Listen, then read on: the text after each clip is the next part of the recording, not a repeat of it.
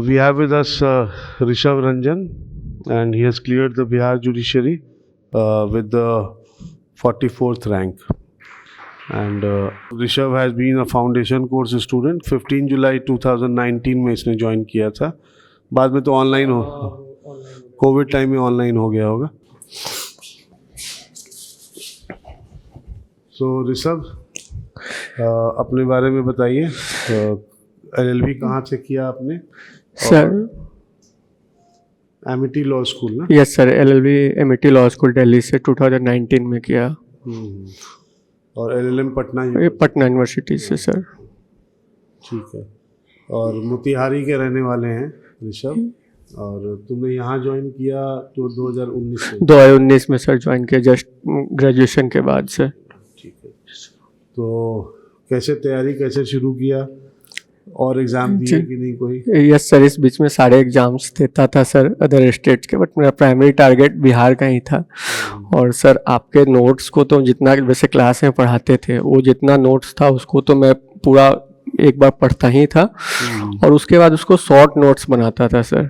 और short notes मतलब multiple times बनाया गया, क्योंकि सर बिहार में क्या होता है कि एग्ज़ाम बड़ा रिगरस एग्ज़ाम होता है, 4 दिन लगातार. हाँ, और एक सब्जेक्ट से दूसरे सब्जेक्ट में स्विच करने के लिए 1 घंटा का समय मिलता है.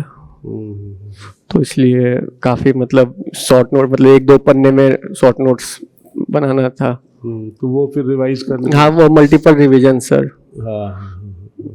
अच्छा, बिहार का तुम बताओ स्पेसिफिक, तुमने क्या क्या पेपर रखा था? सर मेरा कॉन्स्टी एडमिन था, हिंदू लॉ मुस्लिम और admin law. Yes sir, Hindu law और मुस्लिम लॉ, और TPA SRA ट्रस्ट इक्विटी. अच्छा, ये वाला. Yes sir. ठीक है. तो एडमिन लॉ कहाँ से पढ़ा तुमने? सर एडमिन लॉ का क्लासेज आप मैम ने कराया. मैं हमेशा सजेस्ट करूँगा कि कॉन्स्टिट्यूशन बिहार में ज़रूर रखना चाहिए. Yes sir. क्योंकि वो अब ब्रिटिश कॉन्स्टिट्यूशन हटा दिया, अब वो हटा रही, उसी की जगह पे एडमिन लॉ आया सर. तो कॉन्स्टिट्यूशन क्योंकि हम लोग बहुत डिटेल में पढ़ते हैं, और प्लस एडमिन लॉ में बहुत ज़्यादा मेहनत है नहीं. क्लास हम आगे भी करवाएंगे ही एडमिन लॉ का. गुमा वाली क्लास शायद होगी भी अभी उसमें VOD में, तो वो कर सकते हैं. और फैमिली लॉ के लिए क्या किया तुमने? सर निधि मैम के नोट्स बस इनफ है सर. किताब उताब नहीं? No sir, no sir. और जो रिसेंट जो जजमेंट्स आते थे वो सब देखते रहता था लाइव लॉ से, तो उसको सर. और प्रीलिम्स के लिए जो GK और जनरल साइंस है उसको कैसे किया? सर प्रीलिम्स के लिए बेसिकली सर काफ़ी मतलब 100 नंबर का आता है सर. हाँ. तो उसमें सर क्लास का जो सर जो पढ़ाया था, जो GS वाले, हाँ GS वाले सर, उन्होंने पढ़ा था. और उसके बाद सर क्लैट के समय भी हम काफ़ी मतलब पढ़े थे. तो उसके बाद मतलब NCERT की एक आती समरी बुक आती है साइंस में, साइंस के लिए भी और GK GS के लिए. तो उसको एक बार रीडिंग के तौर पे एक बार पढ़ गया था, तो वो किया था. तो उससे प्री भी हो गया था, और मेंस के लिए मेंस में भी तो पूछते हैं. हाँ, मेंस में भी सर 250 नंबर का होता है. 100 नंबर का साइंस का पेपर होता है, और 150 नंबर का GK GS. और अब पैटर्न तो है मतलब पिछले साल से इस साल काफ़ी मतलब चेंज हो गया बिहार में. मतलब कि लेवल ऑफ क्वेश्चन भी अच्छे पूछ रहे हैं. और पहले था कि मतलब जहाँ मतलब आप जितना चाहो उतना लिख सो, वहाँ आप एक लिमिटेड स्पेस प्रोवाइड कर रहे हैं. अच्छा, लिमिटेड स्पेस? हाँ, लिमिटेड स्पेस प्रोवाइड कर रहे हैं. और काफ़ी मतलब अच्छा मतलब हुआ. और ट्रेडिशनल लास्ट टाइम था कि लोग बोलते थे कि काफ़ी ऑप्शनल, ये ऑप्शनल रखो तो इसमें ज़्यादा मार्क्स आएगा, इसमें रखो तो ये आएगा. तो वो सब चीज़ें नहीं है. मतलब सारे इस बार लगभग 5.5 ऑप्शनल में से 3 रखने होते हैं. सारे से रिजल्ट आए हैं इस बार. हाँ, जिसने जो भी रखा हुआ सबसे रिजल्ट. हाँ. और वहाँ पे अब था कि मतलब इस बार जो चेंज किया था उन्होंने, कि पहले था कि कुछ कॉपी जैसे एक ही सब्जेक्ट की कुछ कॉपी दूसरे टीचर्स करेंगे, कुछ दूसरे टीचर्स करेंगे. तो इन्होंने अब किया था कि एक क्वेश्चन जो होगा वो सारे यूनिफॉर्म एक ही टीचर चेक करेंगे. अच्छा. तो इस तरह से मतलब ये किया था. तो चेकिंग में यूनिफॉर्मिटी आ गई. Yes sir. और प्रोसीजरल लॉ के लिए क्या किया? सर आपके नोट्स सर, मतलब और उसके अलावा कहीं भी केस लॉज वगैरह पढ़े? केस लॉ सर की मेरा एक प्लस पॉइंट ये था कि मुझे सर केस लॉ अच्छे से याद रहते थे. और जजेस के नेम जैसे आप बताते हैं, स्पीकिंग थ्रू 5 जजेस 3 जजेस और जजेस के नाम, तो वो मैं यूज करता था सर. तो वो सब लिखा था? Yes sir. ठीक है. तो मेंस का तो तूने बता ही दिया. और शॉर्ट पॉइंट्स बताएं। हाँ हाँ, मतलब शॉर्ट नोट्स सर जितने, क्योंकि लास्ट टाइम भी मैंने दिया था तो उस समय बनाया था, बट मैंने उसको फिर इस बार रेफर नहीं किया, मतलब अपने से फिर से फ्रेश बनाया था, क्या कि वो लास्ट टाइम तुमने इंटरव्यू दिया था, यस सर इंटरव्यू दिया था कितने मार्क्स से रह गया था? सर, उसमें 3 मार्क्स से रह गया 3 ही था। नंबर से? Yes sir. तो क्योंकि उस टाइम में सर बिहार में तो डिस्क्वालीफाई का मतलब, इस बार भी वो रूल था, बट इस बार किसी को डिस्क्वालीफाई नहीं किया गया, सबको मिनिमम क्वालिफाइंग मार्क्स दिया गया है। और इंटरव्यू में कितने आए तुम्हारे? सर इंटरव्यू का भी मार्क्स नहीं आया है सर। Yes sir. कितने नंबर का होता है इंटरव्यू? 100 मार्क्स का होता है सर। हाँ, तो 100 में किसी को 50-60 आ जाए तो बहुत है। हाँ हाँ, यस सर। यूपी में भी तो 100 का ही होता हाँ, यूपी में भी 100 का ही होता है। तुमने और कोई एग्जाम दिया? है सर। इससे पहले मैंने 2 बार हरियाणा का मेंस लिखा हरियाणा में? और ये लिखा, और झारखंड का मेंस लिखने वाला, तो अब तो यहाँ हो गया था सर। हाँ, झारखंड का भी दे रखा है इसने, प्रीलिम्स क्लियर हुआ है तो मेंस अभी हुआ नहीं है, मेंस होगा। तो झारखंड दोगे अब तुम? No sir. अपने स्टेट ये यस अब नहीं देगा? चलो, सर। दिल्ली का तो मीन्स नहीं दिया? नहीं, दिल्ली का सर, उसमें एक्चुअली उससे मैं एलएलएम कर रहा था उसी दिन, मतलब प्री का एग्ज़ाम जिस दिन था उसी दिन मेरा एलएलएम, क्योंकि एलएलएम सर मैंने बाद में, मतलब 31 बिहार जुडिशियम जब नहीं, उसके बाद से मैंने एलएलएम किया, तो 22-24 मेरा हो गया एलएलएम तुम्हारा? ये से कंप्लीट हो गया एलएलएम सर। 2 साल का है ना? 2 साल का एलएलएम है सर। ठीक है। अच्छा, इंटरव्यू में क्या क्या सवाल पूछा उन्होंने, ये बताओ। सर इंटरव्यू में सबसे पहले गए तो उन्होंने पूछा कि आप किस ईयर के पास आउट हैं, तो हमने बताया। उसके बाद किस कॉलेज से, तो वो बताया। उसके बाद पूछा कि फेवरेट सब्जेक्ट कौन सा है, तो मैंने बताया हिंदू लॉ। बोला ओके हिंदू लॉ। तो उसके बाद बोला कि आप पूछा उन्होंने कि ऑनरेबल मेंबर कि आप अगर जुडिशियल मजिस्ट्रेट बनते हैं तो क्या फैमिली से रिलेटेड मैटर आपके पास आएंगे मैट्रिमोनियल? तो बोले नो सर, वो नहीं आएंगे, वो प्रिंसिपल जज के पास जाएंगे। तो बोलेंगे अच्छा, प्रिंसिपल जज जो होते हैं उनका कोर्ट कौन इस्टेब्लिश करता है? तो बोले state government in consultation with high court. तो उसके बाद बोला कि अच्छा, उनकी अपॉइंटमेंट कौन करता है? तो बोले सर हाई कोर्ट अपॉइंटमेंट करती है।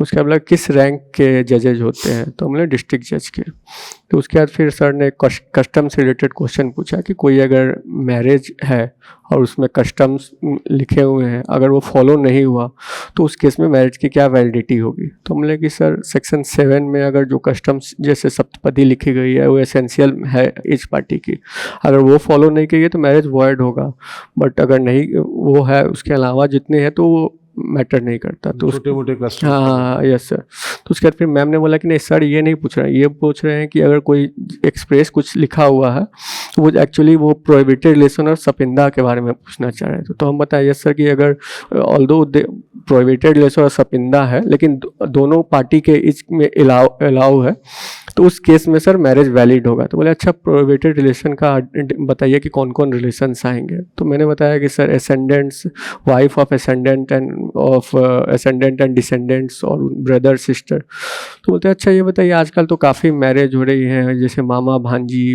बेटे बाप बेटी से कर ले रहा है, तो इसकी क्या वैलिडिटी हुई? तो बोले सर जहाँ तक वैलिडिटी हुई मामा भांजे की, सर साउथ्स में कुछ कस्टम सेव किए गए हैं तो उसमें वैलिड होगा, बट इस केस में बाप बेटी वाला मैरिज वैलिड नहीं होता। तो बोले क्या होगा उसका, वॉइड होगा कि वॉइडेबल होगा?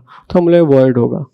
तो बोले उसके बाद फिर मैम ने क्वेश्चन पूछना स्टार्ट किया कि एक्सपेशली उन्होंने बोला कि पार्टीशन में कौन कौन से विडोज पार्टिसिपेट करती हैं? तो सर मैंने बताया कि वाइफ ऑफ टॉप मोस्ट को पार्टनर करती हैं। तो फिर उन्होंने बोला कि अच्छा ये बताइए कि प्रोपोसिटर्स की मल्टीपल विडोज हैं तो उस केस में पार्टीशन में क्या क्या होगा? तो मैंने बताया कि सर कि अगर जितनी विडोज हैं उनको पर हेड मतलब मिलेगा। तो बोले कि अच्छा 2005 के बाद कोई चेंजेज आया है? तो बोले यस मैम कि वो जितने भी हैं उनको एक शेयर उसके बाद उन लोगों को मिलेगा। तो उसके बाद फिर उन्होंने बोला कि फुल ब्लड और हाफ ब्लड में क्या रूल है? तो बोले full blood is preferred over half blood. तो बोले अच्छा ये हाफ ब्लड का मतलब आता भी है? तो बोले मैम किसी केस में आता है, चाइल्डलेस स्टेप मदर होती है उस केस में आता है। तो उसके बाद बोले कि ओके। उसके बाद फिर ऑनरेबल जस्टिस क्वेश्चन पूछे कि बताइए किन किन को प्रोसिक्यूट करने के लिए आपको प्रायर सैंक्शन की ज़रूरत होती है? तो बोले सर सेक्शन 197 में जजेज और पब्लिक सर्वेंट को प्रोसिक्यूट करने के लिए सैंक्शन की ज़रूरत होती है, और अभी BNSS में डिम्ड सैंक्शन का प्रोविज़न है कि अगर 120 डेज में नहीं देते हैं तो डिम्ड सैंक्शन मान लिया जाएगा। उसके बाद फिर उन्होंने मुझसे डिस्चार्ज का प्रोविज़न पूछा, तो मैंने डिस्चार्ज बताया और जो रिसेंट जो चेंजेज आया है वो भी बताया। तो फिर बोले कि अच्छा बताइए आपके पास क्या क्या डॉक्यूमेंट आप देखेंगे डिस्चार्ज डिस्चार्ज करने के लिए। तो मेरे सर 207 208 का कम देखेंगे, FIR देखेंगे, फ़र्द बयान देखेंगे, और जो चार्जशीट है वो देखेंगे। तो उसके बाद बोलते हैं कि अच्छा ये बताइए, एक उन्होंने सिचुएशन दिया कि एक एक्यूज्ड है, उसने ऑफेंस किया पटना में, और वो बोल रहा है कि उस डेट पे वो दिल्ली में, तो क्या इसको डिस्चार्ज करेंगे? तो हमने no sir, I will not discharge, it is a case of plea of alibi, it is taken as a defence stage. तो बोले ओके। उसके बाद फिर उन्होंने हमसे टेम्प्रेरी इंजंक्शन का पूछा कि टेम्प्रेरी इंजंक्शन किस किस ग्राउंड्स में दिया जाता है, तो हम वो बताएं। उसके बाद फिर बोले कि अच्छा इसमें क्या क्या मतलब कि देखना होता है, तो मतलब ट्रिपटाइड टेस्ट जो दिया गया है कि balance of convenience, prima facie case, repairable injury, और अपार्ट फ्रॉम क्योंकि इक्विटेबल रिलीफ है तो देखेंगे कि वो क्लीन हैंड से आया, कितना टाइम में है। और एक judgement sir recently honourable apex court का था, ऑनरेबल उस समय के CJI ऑनरेबल चंचूर साहब का, सर उसमें था कि अगर किसी प्रेस के अगेंस्ट है या कुछ में, तो उसमें आर्टिकल 19 का भी देखेंगे, आर्टिकल 21 का भी देखेंगे, इन्फ्रिंजमेंट हो रहा है कि नहीं, अगर प्री ट्रायल इंजंक्शन देना है। उसके बाद सर उन्होंने पूछा अच्छा ये बताइए कोई प्रॉपर्टी जो है पेरिशेबल नेचर की है, तो उस केस में क्या इंजंक्शन देंगे? तो मैंने नो सर, इस केस में इंजंक्शन नहीं देंगे, इसमें प्रोविजन ऑर्डर 39 रूल 6 में दिया गया है इंटरलोकेटर, और उसमें हम सेल का ऑर्डर देंगे। बोले कि ठीक है। उसके बाद फिर जाने लगा तो मैम ने बोला बेस्ट विशेष। तो मतलब ओवरऑल, और हाँ एक और क्वेश्चन मैम से ने पूछा था कि ये बताइए कि क्लास 1A में कितने एयर्स, क्लास 1 में कितने एयर्स हैं? तो उसमें हमको श्योर 17-19 में कन्फ्यूजन था। तो मैम बोले कि ma'am I am not so but I think it's 17। हाँ, वो तो काउंट करना पड़ेगा। हाँ, तो वो मतलब प्री के लिए किया था सर, तो 17-19 में कन्फ्यूजन था, तो बट वही एक क्वेश्चन था जो मतलब मेरे को थोड़ा सा डाउट होता था। ठीक है, बहुत बढ़िया, यस सर, बहुत बहुत बधाई। यस सर, सब आपका सर, आपका आशीर्वाद है सर। और बहुत अच्छा, आगे जज बन गए, अब अच्छा करो लाइफ में। यस सर, अब आपका भाई भी सर मेरे ही गाइड, मतलब आपके गाइडेंस में है सर, वो भी लास्ट मतलब भाई ISCM बैच में है। अच्छा अच्छा, चलो वो भी बनेगा जज। Yes sir, let him carry the legacy. Yes sir, चलो ठीक है। अच्छा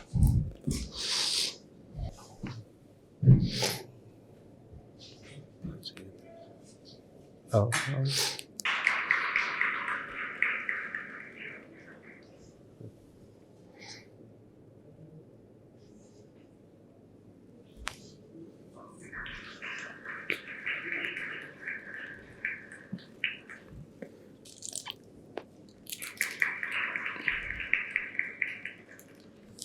ठीक, खुश खुश।